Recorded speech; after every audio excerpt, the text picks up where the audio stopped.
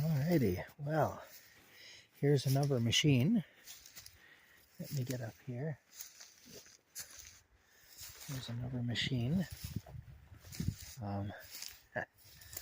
Yeah, this is another farm machine. See, my camp is over there. See, some trees grow right up through it.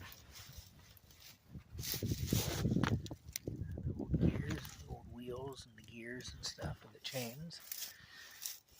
A great big wheel in there. Yeah. Yeah. Old machinery.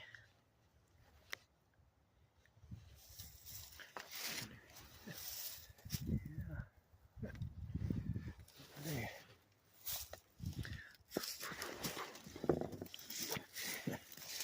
See the lever there with the lock. The locking thing, a cable would go through there. Yeah. Pretty neat anyway. Oh, there we go. Gears and stuff. Yeah. We go around this way. It's not easy moving through here. This is another farm machine like the one I showed you way back over there. There's another one over here too. Yeah.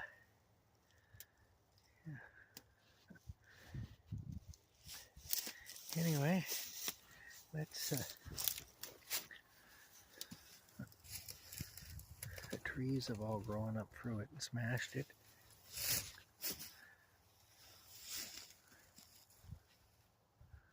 But let's make our way over here now.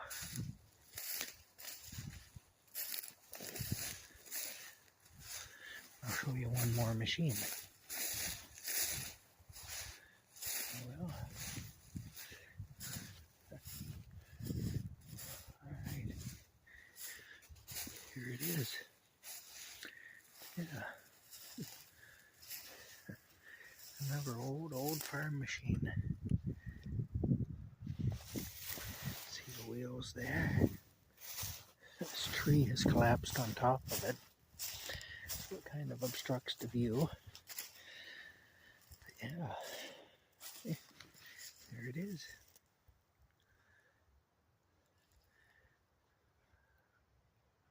There's two more wheels up there.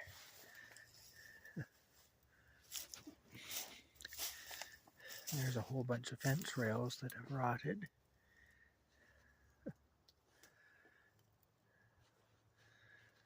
Yeah.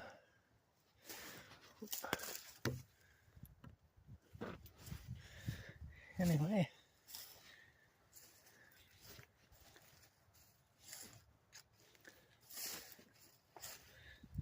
Yeah. That's just some of what you'll find on an old farmstead.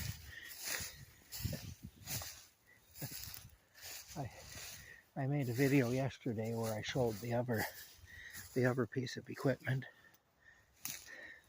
over there in the woods behind my brush pile. But yeah, you never know what's lurking around in the trees. There may be something else that I've missed.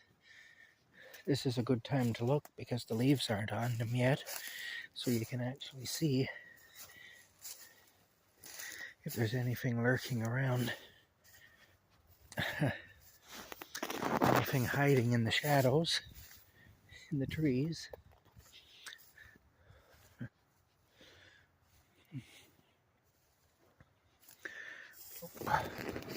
Prickly ash bushes. These prickly ash bushes are horrible. Those little thorns are just nasty. They are then. Yeah.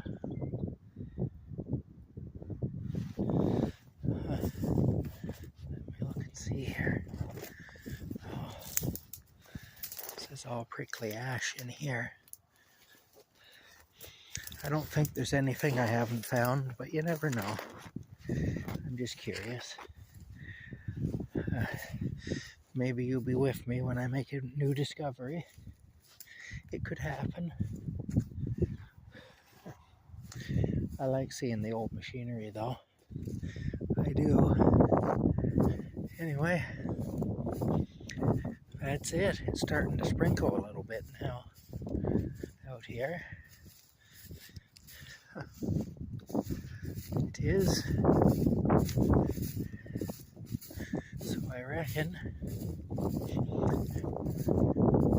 we'll go back to Camp Crazy.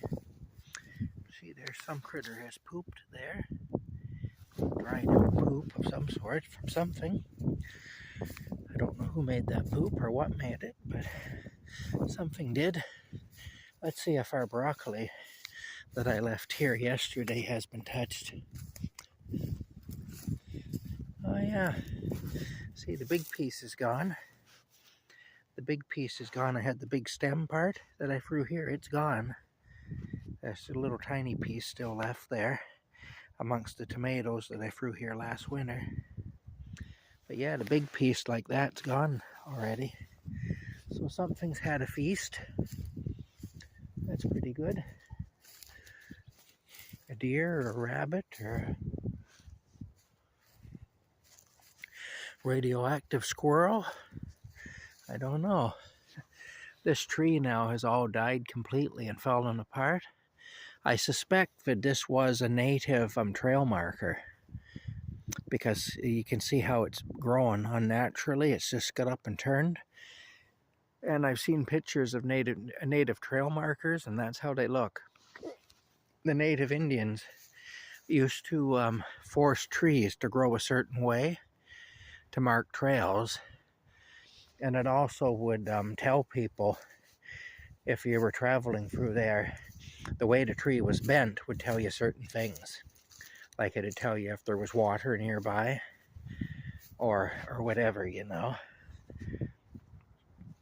So you could get some drinking water, water your horse, and I don't know, wash your groin and your armpits or whatever, you know. So you don't stink so much or whatever. That's what the trees were like. They were marked the trails, and the way they were bent indicated certain things as well. Anyway, that's it. We'll see you later.